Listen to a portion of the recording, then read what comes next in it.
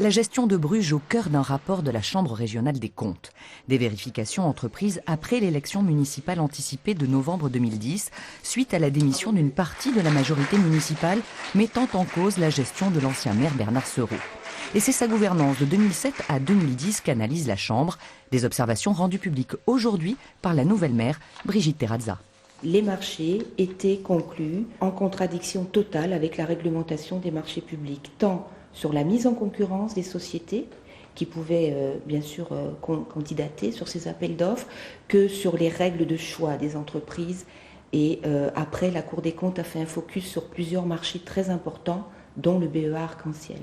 Le BEA, bail amphithéotique administratif, un montage qui confie à un opérateur privé la réalisation et la maintenance d'un ouvrage en contrepartie d'un loyer annuel. Ici, Bruges paie pendant 30 ans près d'1,5 million d'euros annuels, soit 10% de son budget de fonctionnement pour une crèche, une école maternelle et primaire et un gymnase.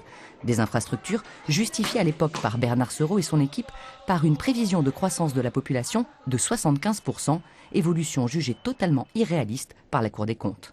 Elle souligne par ailleurs que le contrat a été signé sur un terrain qui n'appartenait pas encore à la commune, autre vice de forme. Et la Cour des comptes souligne également un certain nombre d'ajouts ont été faits qui étaient complètement illégaux et irréguliers au regard des marchés publics, notamment l'intégration d'une chaudière et d'autre part des modifications, par exemple la capacité de la salle qui est passée de 250 à 500 personnes, on ne sait pas pourquoi.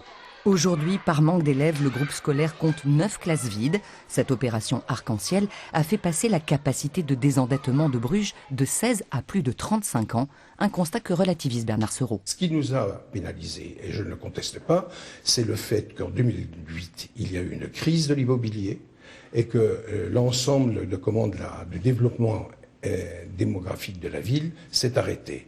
Mais le projet qui était engagé depuis 2 ou 3 ans ont fait qu'effectivement, il y a un delta difficile, mais il n'y a pas d'irrégularité, de malversation. Bernard Sereau est déjà mis en examen dans le cadre d'une information judiciaire pour corruption passive, abus de biens sociaux, faux et usage de faux et détournement de biens publics.